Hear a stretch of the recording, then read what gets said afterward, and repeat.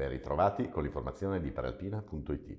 Partiamo subito dall'aggiornamento dei dati Covid nella regione Lombardia.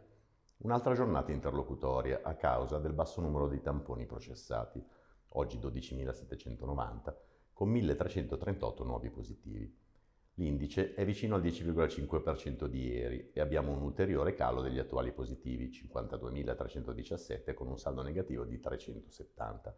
Molti decessi, 62 per un totale di 25.406, mentre alla voce ricoveri si segnala il nuovo balzo all'ingiù dei pazienti nelle terapie intensive, 475 con meno 9, mentre c'è un aumento di 117 negli altri reparti, il primo dopo 15 giorni di costante calo.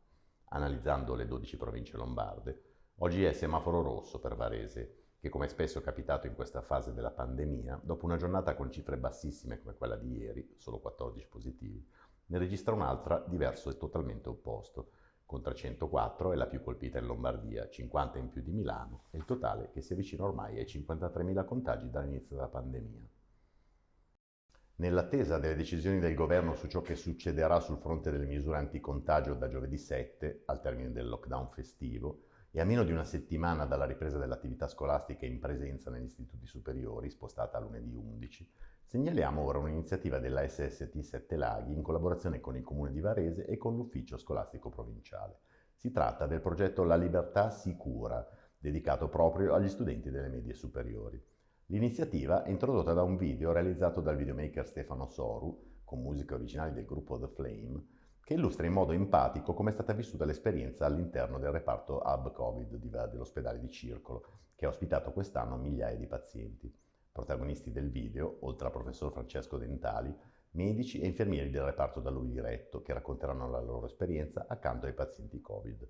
Uno di questi pazienti, Mario, sulla cui vicenda anche la Prealpina aveva fornito a suo tempo un ampio resoconto, è il testimonial principale verso i suoi coetanei che si apprestano a tornare nelle aule, per ricordare che il rischio di contagio esiste anche tra i giovanissimi e che l'osservanza delle norme è una condizione indispensabile per tentare di sconfiggere la pandemia. Il prodotto multimediale sarà diffuso su tutte le piattaforme social e sui siti delle istituzioni coinvolte, raggiungendo circa 40.000 studenti dei 35 istituti superiori statali della provincia di Varese. Vediamolo insieme.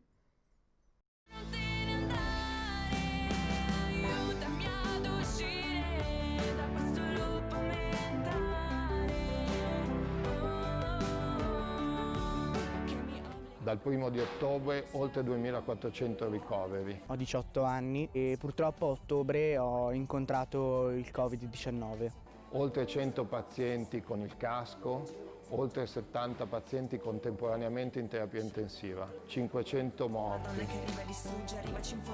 Isolamento, sofferenza, solitudine, paura. Il peggior anno della vita di tutti noi. Questa tua insicurezza tira fuori. Ho vissuto anche l'esperienza di mettere il casco e sotto il casco sentire continuamente questo rumore così forte. Ora va meglio, tutti noi vogliamo tornare a vivere, ma dobbiamo farlo responsabilmente. Una centrifuga. Ragazzi, non pensiate che il Covid non esiste per i giovani, esiste e ne sono la testimonianza vivente. Dateci una mano, aiutate voi, aiutate le vostre famiglie, aiutate tutti noi. L'importante è rispettare le semplici regole della distanza, della mascherina e dell'igiene e essere sempre informati. Dateci delle idee, le vostre idee. Cosa è il Covid per voi? Quali sono i vostri dubbi? Come pensate si possa trovare una libertà sicura? Le vostre idee sono importanti. Scrivi a lalibertasicura@asst7laghi.it. Che mi obbliga a pensare, mi impedisce di fare.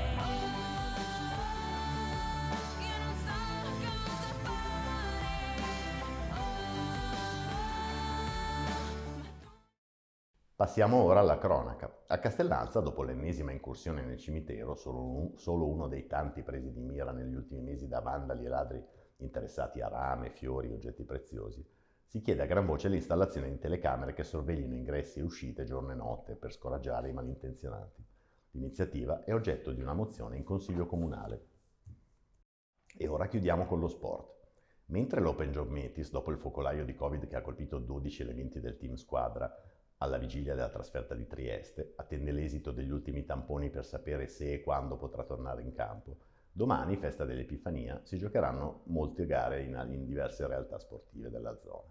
Per il calcio, ancora ferma la Serie C che riprenderà domenica, spazio alla Serie D con Città di Varese Arconatese, Caronese Casale e Borgosesia Castellanza, Rivate a Perneve invece Gozzano Legnano.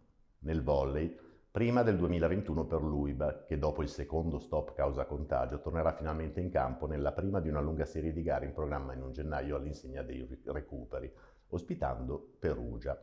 E infine per l'hockey su ghiaccio i Mastini Varese, che quest'anno sono esuli a Como per l'indisponibilità del palaghiaccio, dopo il brillante 5-0 al Merano, saranno ospiti del Fiemme sul ghiaccio di Cavalese. Per tutti questi eventi, spazio agli approfondimenti e agli aggiornamenti sulla Prealpina e su prealpina.it. E con questo è tutto, vi diamo appuntamento a domani con l'edizione delle ore 13 e vi auguriamo una buona serata e una serena Epifania.